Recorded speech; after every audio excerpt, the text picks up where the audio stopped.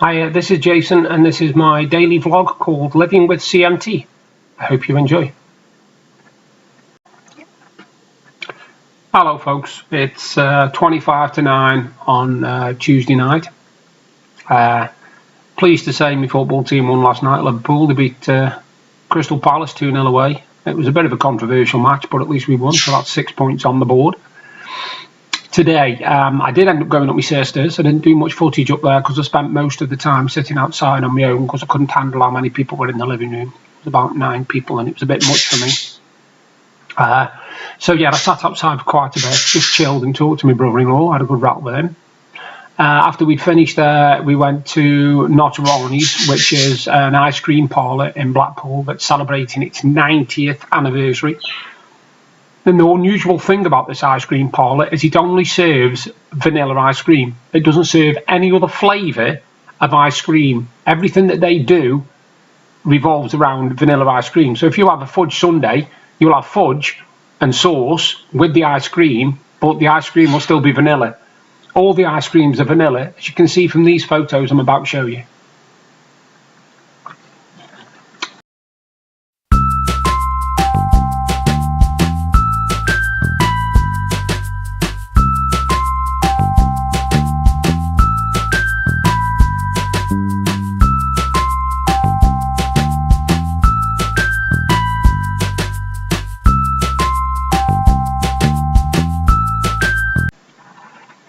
As you can see from them photos, the ice creams are not small. Anyway, after we'd finished there, we had a little walk around down South Shore, and then we came back here. We had a lovely tea. Nice, cooked us a lovely tea. Me and Oliver, the Liverpool obsessed nephew, he wanted to watch another Liverpool season DVD, so we watched one from 2007-8, I think it was. And it's when Liverpool signed a player from Atletico Madrid called Fernando Torres, and he was absolutely amazing. You know, he ruined his career by going to Chelsea, to be perfectly honest. If he'd have stayed at Liverpool, he'd have become a legend. But unfortunately, like a lot of people, he was drawn by the money and the big club and thought he'd win tons and tons of trophies and go down in history, and instead he faded into nothing. So, too many players that's happened to, I tell you. Anyway. Thank you for all the comments yesterday. Well, not the comments, but the likes and the watches of my video, and also the likes of my poem. The poem I wrote was because I had to see my specialist yesterday, and she says I've come quite a way in dealing with the problems I'm having mentally to do with my condition. And she asked me if I'd been back to the doctors for any different medication, because the citalopram I was trying and the metrazapine, none of them were working. They were making me do just stupid things like turn into a zombie or throw me guts up or sleep all afternoon. And I've decided I want to try and defeat this without medication, without any false medication whatsoever. I want to try and defeat it, and then say at the end of it I've come through it without any stupid chemical help or anything like that. Now, I know I do take chemicals, because I take me omeprazole for my stomach, because of my stomach disorder, my gastric disorder. I take my cocodamol for my pain, which doesn't really touch it, but I don't know what it'd be like if I didn't take it, so there we go. And I take my amitriptyline last thing at night, which is supposed to ease the pain in my eye and my head, but it doesn't.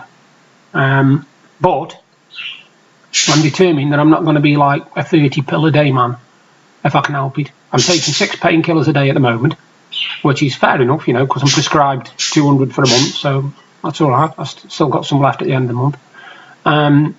I do take me amitriptyline every night now, and I take my omeprazole, because I've only gone once where I didn't take my omeprazole for a day or two because I'd run out and I was waiting for my prescription, and I had such chronic heartburn, acid indigestion and stomach problems that I will never do that again. So they must be doing some good. I can't argue with that. What I did like to see is a lot of people found the words that I wrote on my poem. Nice try. That's what the poem was called. They found the words very. They could relate to them. You know, they could relate to everything that it said. And I've got to have a positive attitude with this condition, because if I don't have a positive attitude, then I think I'd just fold up.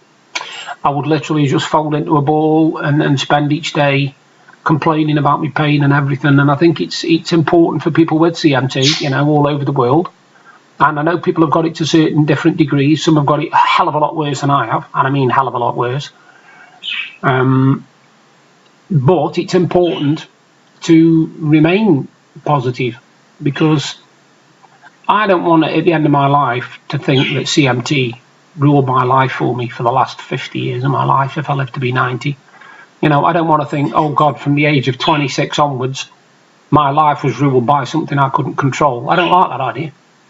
I want to look back and say, yes, I had the conditions, all the conditions, but I did the best I could with them, you know.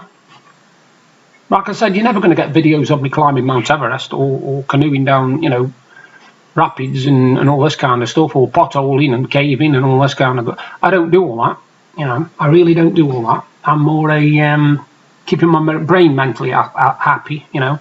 Crosswords, jigsaw puzzles, gaming, you know, even just reading still keeps your brain stimulated. And last night, I told you I was going to sort out a laptop, and I actually managed to fix it. It took me 3 hours solid of trying to find out why this problem was. What it basically was, you got a laptop, and every time you press the function key in F1, it's supposed to turn on the wireless for the keyboard, because it's a very, very, very old laptop. It's a Fujitsu Amilo.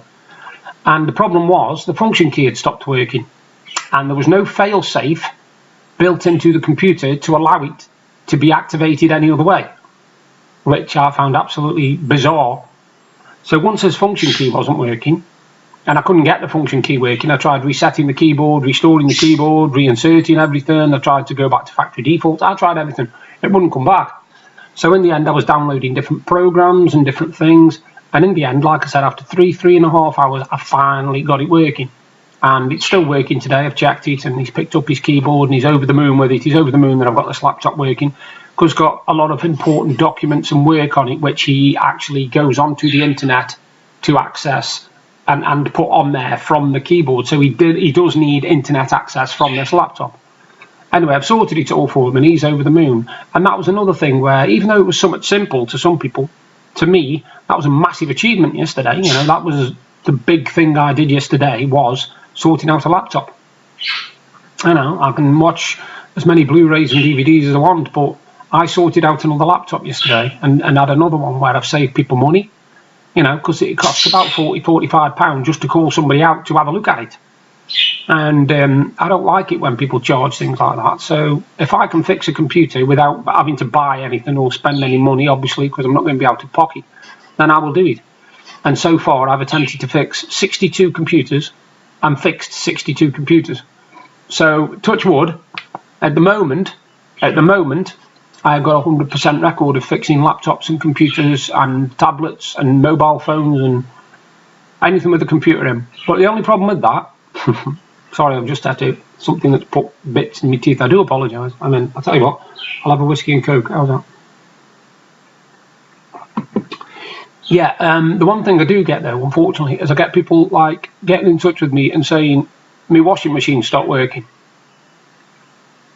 And I'm like, right, why have you rung me? Well, you sort out computers, don't you? Is it computerised? No, but it plugs into the electric. That still doesn't mean I can fix it. I cannot fix washing machines, tumble dryers, you know, dishwashers. I can't fix them. I'm a computer fixer. I do not fix things just because they run on electricity. So, yeah, I've had a few bizarre phone calls like that, I must admit.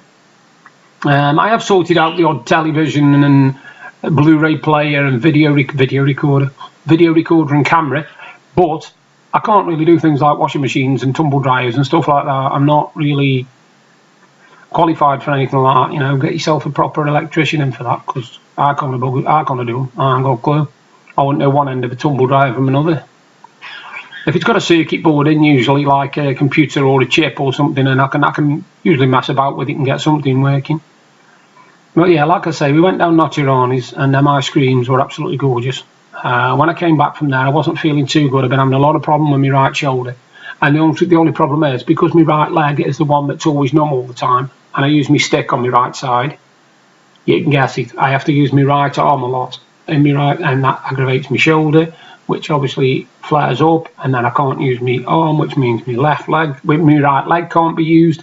So it's sort of like cartwheels into different things, you know. I've heard off, I think I told you I'd heard off that figure place, and they're actually sending me a brand new replacement for the figure that was broke, which is good news. Post today I've had absolutely nothing, honestly. I can't understand it. I normally get at least 1 or 2 a day. But at the moment it's 8:45, like I said, and in a moment I'm going to go and maybe watch a film or do an hour on my game or something to pass a bit of time. And then I'm going to go upstairs and do what I normally do last thing at night, which is listen to music. I've been listening to quite a lot of early 90s indie music at the moment. Well, early to mid 90s indie music, all the Shine albums and the Greatest Hits albums and all that. But I have just bought a new album, actually. Let me just find it when I can't find it. No, I appear to have lost it. Oh, it's there. That one. It's a new album from, can you see that properly? That's a really, really good group, actually, called Florence and the Machine. And that's their brand new album, and it's called High as Hope. And that now means I own all of Florence and the Machine CDs. Florence Welch, her name is. She's from London. And like I say, she's the lead singer of Florence and the Machine, and they're really, really good. If you get a chance to check them out and you like female vocals, have a crack at them. Right, that's it for tonight. I'm all done and dusted. Torch your legs off again, and it's 10 to 9.